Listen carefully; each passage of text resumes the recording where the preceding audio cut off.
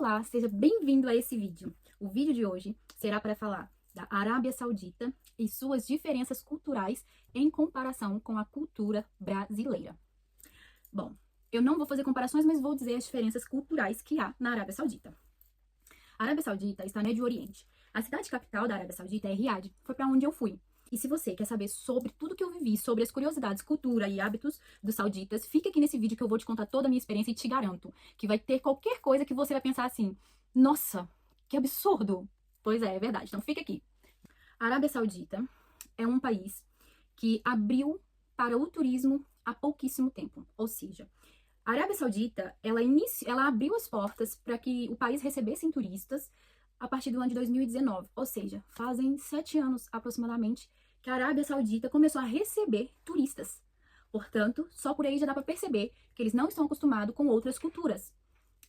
Eu senti uma diferença muito grande logo quando pisei no aeroporto. É completamente diferente de qualquer coisa que eu já vi na minha vida. Eu já fui para Marrocos, eu já fui para Dubai, eu já fui para Grécia, eu já fui para Espanha, eu já fui para França e nada me deixou tão chocada como a Arábia Saudita. Mas quando eu digo chocada, não é de colocar defeito, não é chocada de dizer que não concordo. É chocada porque a minha cultura e tudo que eu já vi semelhante, eu nunca vi nada igual. Primeiramente, a Arábia Saudita tem um projeto de se tornar a nova Dubai do futuro.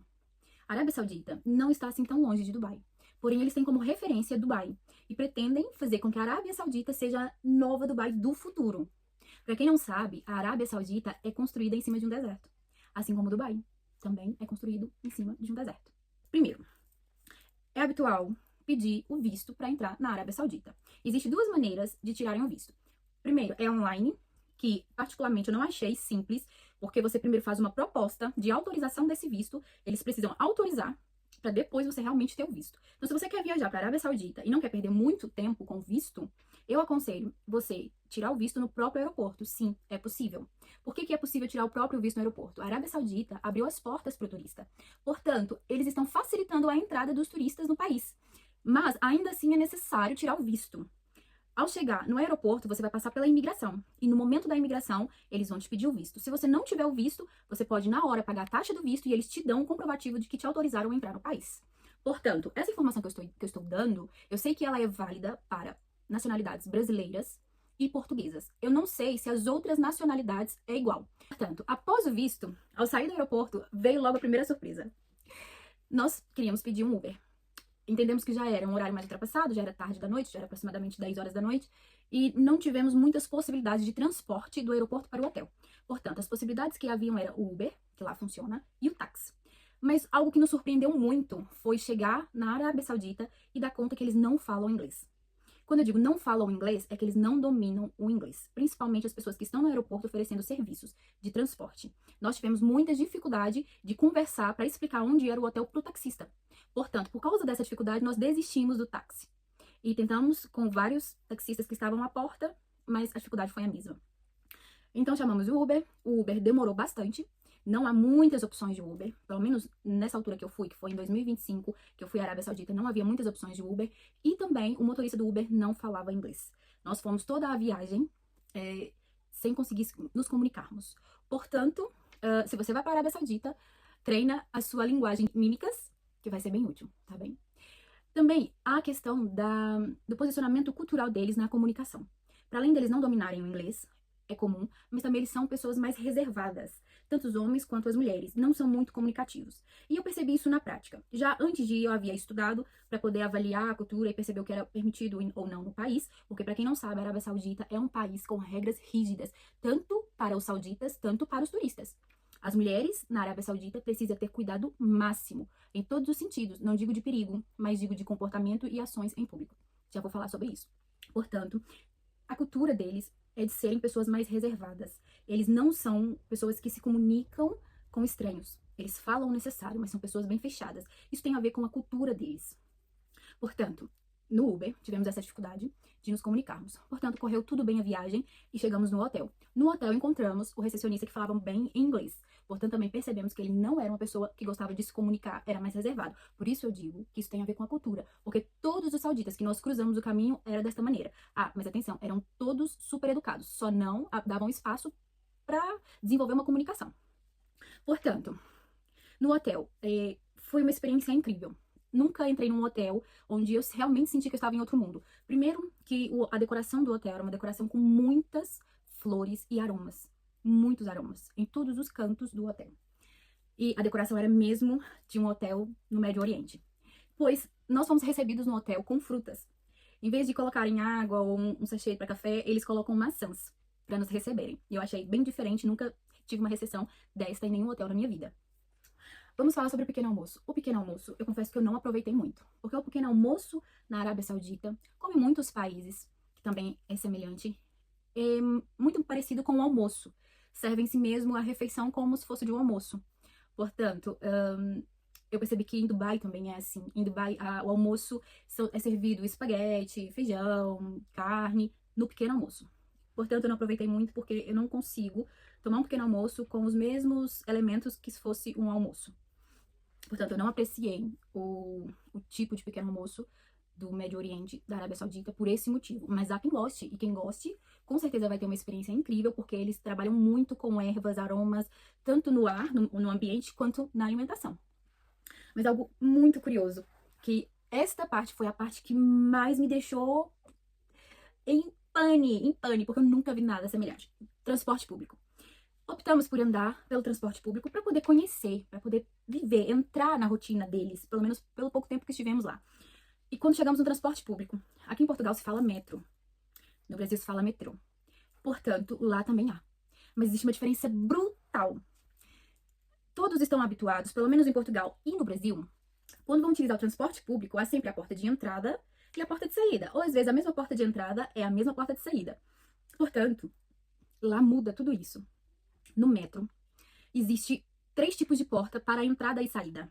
A primeira porta é onde só pode entrar as mulheres solteiras. Ou seja, esta porta é referente a um vagão do metro aonde só pode estar mulheres solteiras. Não pode ter homem, nem solteiro, nem casado, só pode ter mulheres solteiras. Então, por essa porta do metrô, entra só as mulheres solteiras. Logo no próximo vagão tem a porta da família, que é onde só pode entrar o esposo com as suas mulheres, você ouviu muito bem, suas mulheres e filhos. Não podem entrar mulheres solteiras e nem rapazes solteiros. Só podem entrar acompanhado dos pais. Depois dessa porta, há a porta dos homens, dos rapazes solteiros, que também é um vagão diferente, é separado. Ou seja, é tudo devidamente separado. Portanto, não tem como ir pro metro e encontrar o amor da sua vida na Arábia Saudita, porque estão todos separados. Mas uma coisa é muito boa, existe uma vantagem nisso. Se a gente tá no metro e vai entrar na porta das mulheres solteiras, dá pra ver quem entrou na porta dos homens solteiros. Não há ali muitas confusões de homens casados com mulheres solteiras, porque é fácil de identificar. Isso eu achei o máximo. Portanto, gente, quando eu vi aquilo, eu fiquei assim, uau, isso é coisa de outro mundo. Eu respeito a cultura, todas as culturas que eu conheço, eu super respeito, porque eu fico mesmo admirada em perceber as diferenças culturais. E eu gosto de conhecer essas diferenças culturais.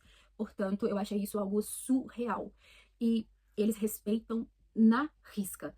Nota-se que na utilização do transporte público não há ali a regra e as pessoas fazem o que querem. Nota que existe a regra e eles seguem as regras na risca. E eu achei isso impecável. Isso se chama disciplina.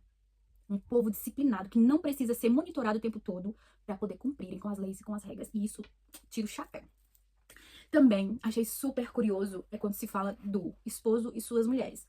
Claro que eu sempre ouvi falar que nesses países era permitido um homem casar com várias mulheres. Mas uma coisa é ouvir falar, outra coisa é você ver com seus próprios olhos. A sensação e a experiência é completamente diferente. Eu me lembro que eu entrei na porta da família, porque eu estava com meu companheiro. Então, para não entrarmos na porta da família, ele teria que entrar no dos homens e eu das mulheres solteira. Tínhamos que ficar separados. E eu não ia ficar sozinha, jamais, naquele país, num transporte público. Eu digo isso porque é totalmente diferente, totalmente fora do meu mundo. Então, para mim, acaba que é um pouco assustador. Então entramos e junto conosco entrou também um homem com as suas esposas. No início eu fiquei tentando observar se eram esposas, se eram filhas, o que era, mas pronto, consegui concluir que era o homem com suas 3 esposas. E lá as mulheres precisam usar, se não me engano, é a burca que se chama o nome. Não tenho certeza agora, mas vocês sabem o que eu tô dizendo, que é aquela roupa que as mulheres só podem deixar à mostra os olhos e as mãos, mais nada. E a cor predominante é o preto. Quando andamos na rua ou no transporte público, você só vê preto. Não, você não vê outras cores. Todas as mulheres estão iguais. Só aparecem os olhos e todas estão vestidas iguais. totalmente igual. O que pode mudar nessas roupas é talvez uma renda, mas tem que ser preto. Ou um tecido, que é mais brilhoso, outro mais fosco. É a única diferença. Porque você caminha, você vê só pontinhos pretos. Todo mundo de preto, incluindo os homens. As crianças têm flexibilidade, não precisam utilizar essa roupa, mas da adolescência pra cima é necessário, é obrigatório. Portanto, a minha experiência quando eu entrei nesse vagão e vi esse senhor com as suas 3 esposas, eu consegui fazer uma observação rápida e vi que uma das mulheres tinha aproximadamente a idade do senhor, mas as outras 2 eram ligeiramente mais nova e a terceira era bem mais nova. Portanto, eu fiquei na dúvida se era filha, se era esposa. Mas eu concluí que era esposa porque, coincidentemente, eles foram para o mesmo destino que nós estávamos a ir. E fomos para um shopping e eles estavam indo também para esse shopping. Então, entramos na mesma estação, no mesmo vagão e descemos na mesma estação de destino. E fomos para os mesmos shops. Então, tivemos todo esse percurso caminhando juntos, mas cada um, né, separado. Não estávamos com eles, mas foi possível observar toda essa situação. E o que foi muito engraçado foi quando eles chegaram no shopping, o homem entregou para uma das mulheres o cartão, imagino que seja cartão de crédito ou débito, não sei, entregou o cartão e elas foram às compras. E ele foi também às compras pro outro lado. E então, aconteceu que eu entrei em algumas lojas que elas também estavam, como a Swarovski, a Zara. Acabamos por entrar nessas lojas e, mais uma vez, coincidentemente, ao mesmo tempo. Portanto, eu dei conta que quando eu entrei na Swarovski, eu estava a ver as pulseiras, que eu estava muito interessada, e elas estavam a comprar. E cada uma comprou um saquinho, cada uma carregando um saquinho. E elas fizeram o shopping todo, fizeram caminhando e comprando. E uma coisa que eu já quero aproveitar nesse engate sobre as compras, que eu achei também completamente fora da caixa. Nas lojas das mulheres, no shopping da Arábia Saudita, não existe provadores de roupa. É proibido. Que absurdo, Bárbara, como eu vou comprar uma roupa e não vou experimentar? Linda. Pois é, lá não tem provador. Não é autorizado. Ok, vou explicar. As mulheres, quando vestem aquela roupa é um símbolo de proteção para a mulher. E quando ela se despe daquela roupa, isto para elas é como se elas estivessem desprotegidas. Então, entrar numa loja de roupa e experimentar a roupa num provador é completamente fora da realidade delas. Então, a Arábia Saudita tem uma lei que as mulheres que fazem as compras das suas roupas em lojas físicas compram e experimentam em casa. E podem trocar quando quiserem e até fazerem a devolução da peça pelo dinheiro. Não existe burocracia. É um hábito super normal as mulheres comprarem e irem experimentar em casa, porque não é permitido, não há provadores para mulheres nas lojas. Nós perguntamos para um vendedor e ele explicou que num canto específico do shopping existe um provador público só para mulheres. Que se caso elas quiserem experimentar nesse provador público, elas podem ir, mas elas precisam comprar, sair da loja e ir para esse provador só de mulheres para provar a roupa. Mas ele nos explicou que não é costume delas irem. É só em caso de exceções e que a maioria das mulheres que utilizam esses provadores são as turistas, mas que são poucas. Portanto, os homens têm provadores nas lojas? Tem. Os homens podem experimentar roupa nas lojas. Eles podem tudo naquele país. Tudo, tudo, tudo. Pra vocês terem ideia, se eu entro na loja pra comprar uma roupa e o vendedor é homem, ele não pode falar comigo. Ele não pode dirigir a palavra pra mim. Se eu estiver acompanhada, ele só pode falar para o meu companheiro e o meu companheiro transmitir a informação para mim. É proibido os vendedores homens falarem com as mulheres que não estão acompanhadas.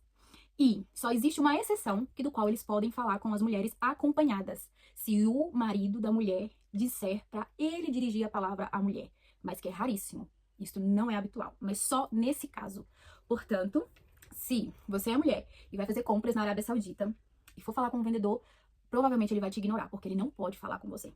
Agora, o que nós percebemos é que se caso for uma estrangeira, um turista, eles percebem que os turistas não entendem essa regra. Então, ele pode explicar para a pessoa que não pode falar e vai direcionar você para uma vendedora. Portanto, eu achei isso assim super hilário. Hilário. Por acaso não aconteceu de eu perguntar nada para um vendedor, mas na conversa do meu ex-companheiro com o vendedor, ele explicou isso, que ele não pode dirigir a palavra a nenhuma mulher, mesmo que esteja acompanhada. Somente se o marido dessa mulher autorizar ele falar com ela. Portanto, imagina, estas mulheres solteiras mal têm contato com outros homens. Elas não podem nem falar com um vendedor de roupa ou do que seja. Imagina na convivência social. Eu não sei, eles devem dar um jeito para socializar e se comunicar. Mas não deve ser fácil, né? Pronto. E uma coisa que eu observei foi, por todas as lojas que eu passei, a grande maioria dos trabalhadores eram homens. Havia mulheres trabalhando, mas era a minoria. E a maioria, pelo menos todas as lojas que eu entrei e que eram mulheres a trabalhar, eram lojas mesmo específicas para mulheres. Agora, as lojas que haviam artigos masculino e feminino, só havia homens trabalhando. Eu confesso que eu não aprofundei em tentar perceber se era proposital ou se era só uma coincidência. Mas eu acredito que existe algum significado para isso. Ou seja, as mulheres na Arábia Saudita são mulheres que realmente não têm liberdade de expressão. Elas precisam mesmo manter um comportamento social regido pelas leis da Arábia Saudita. Ou seja, a mulher, ela não pode mostrar mais do que os olhos e as mãos. Ela tem que andar toda tampada. Eu sei que hoje em dia existem sauditas que rebelaram contra essa lei. Mas essas mulheres que se revoltaram e decidiram não cumprir com as regras, elas são expulsas de casa. Elas não são aceitas nem pelo pai e nem por nenhum parente. Ou seja, o homem na Arábia Saudita, ele é a autoridade suprema, máxima. A mulher, enquanto é solteira, ela tem que ser submissa ao pai até que ela se case. E o pai responde por ela em tudo. Ou seja, se eu sou uma mulher solteira na Arábia, sou saudita, eu não posso simplesmente decidir sair da minha casa e ir num atendimento público, tratar de um documento, tratar de um pedido, de qualquer coisa que seja, porque lá na Arábia Saudita, quem faz isso pelas mulheres, pela esposa e pelas filhas solteiras é o pai. Se eu saio para poder tirar a carta de condução ou pedir um passaporte, eu não posso fazer isso. Quem vai pedir os meus documentos ou vai tratar se eu perder um documento, se eu precisar fazer um passaporte, seria o meu pai, até que eu casasse. Após casar, seria o meu esposo. Ou seja, eu lá não teria liberdade de expressão ou liberdade de ir e vir onde eu quisesse. Tudo é o homem que é a autoridade suprema. Portanto, isso tudo me deixou assim, com a cabeça com nó. Porque uma coisa é saber de uma diferença cultural. Outra coisa é estar inserida no meio dela e perceber que você não tem nada, nenhuma vírgula que se encaixe naqueles comportamentos sociais. Eu, como já fui pra lá, com conhecimento dessas diferenças culturais, eu fui com as roupas mais comportadas possível. Não fui com decote, era verão, tava quente, mas eu coloquei um lenço, fui de calça, sapatilha, blusa, não fui com decote nenhum. E eu juro, eu me senti como se eu estivesse despida ao pé delas, porque elas estavam apenas com os olhos à mostra e com as mãos. Enquanto eu tinha o meu rosto à mostra, o cabelo, e lá as mulheres não podem mostrar o cabelo. O cabelo é sagrado, é íntimo, só a família pode ver o cabelo da mulher, ver o rosto da mulher. E acaba que é um pouco desumano, na minha opinião, esse comportamento cultural. Porque eu vi cenas que fiquei me sentindo mesmo mal. Por exemplo, a mulher, para comer num ambiente público, ela não pode retirar a proteção do rosto. Né? A proteção do rosto, ela vem até aqui, é como se fosse um lenço por cima. Então, estávamos a almoçar no restaurante e havia lá as mulheres sauditas a almoçar. E elas simplesmente precisam levantar o pano com uma mão, colocar a comida, descer o pano de volta, até acabar a alimentação. Na minha opinião, eu senti um desconforto muito grande ver isso. Porque eu via a dificuldade para elas se alimentarem, para elas almoçarem, beber a bebida, né, que acompanha o almoço. Isso me trouxe algum desconforto, assim, emocional muito forte. Porque eu percebi que essas regras e essa cultura toda tem a tendência de proteger e super guardar a mulher, mas acaba que é um comportamento que para a própria mulher não se torna algo confortável. Mas eu penso que por elas conhecerem só essa realidade, para elas tá tudo bem, para elas não é um desconforto, para elas tá, isso é super normal. Eu super entendo isso. Mas como eu venho de uma cultura onde eu não tenho essas exigências todas para ser mulher, eu me senti mal ao ver tudo isso.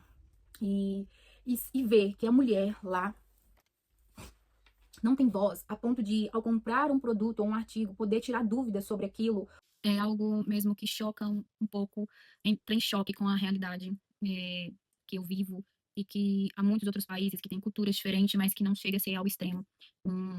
O que me deixou super chocada, e que me deixou até com algum receio de estar no país, foi que existe uma lei que se a mulher sofrer qualquer tipo de abuso vindo de outro homem, esta mulher ela é condenada.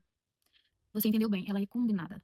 Ela não é uma vítima, ela é culpada por sofrer aquilo. Porque se ela sofreu aquilo, é porque ela provocou, ela fez algo para aquilo acontecer. É assim que eles interpretam lá, a nível de lei mesmo, não é a nível de entendimento social, a nível de lei, é assim que eles interpretam. Portanto, imagina o que aquelas mulheres devem passar. Porque se elas sofrem uma situação desta e é condenada, que voz essas mulheres têm?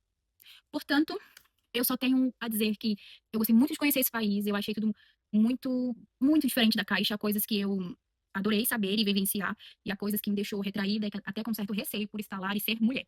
Mas, para quem tem com quem ir, para as mulheres que têm companhia para ir nesse país, Eu super aconselho viverem essa experiência, passarem ali um tempo para conhecer essa cultura, para conseguir perceber, né, o que que é ser mulher num país desse. Claro que não vai sentir na pele, porque turista não é a mesma coisa de ser um cidadão do país, é diferente. Porém, ver com os próprios olhos, vivenciar aquela situação é muito diferente de só ouvir falar. E é isso. Deixo aqui essa informação sobre a Arábia Saudita. É um país lindíssimo. Eu tenho vontade de voltar lá, apesar de tudo, porque lá tem praias maravilhosas, tem pontos turísticos de tirar o fôlego. É um país muito bonito, muito bonito. E é bem evoluído, muito evoluído, apesar de tudo isso, da cultura ser bem extravagante, principalmente no que diz a mulher, mas a nível de transporte público, a nível de tecnologia, é um país muito desenvolvido. E eu não tive a oportunidade ainda de conhecer quase nada desse país, e se um dia eu puder voltar, eu quero explorar mais ainda as praias, os pontos turísticos que aquele país tem para oferecer, que é mesmo algo fora do comum. Portanto, eu sei que viajar para a Arábia Saudita não é a mesma coisa de viajar para um país comum que já está acostumado a receber turistas e tem uma estrutura para receber turistas, mas vale super a pena.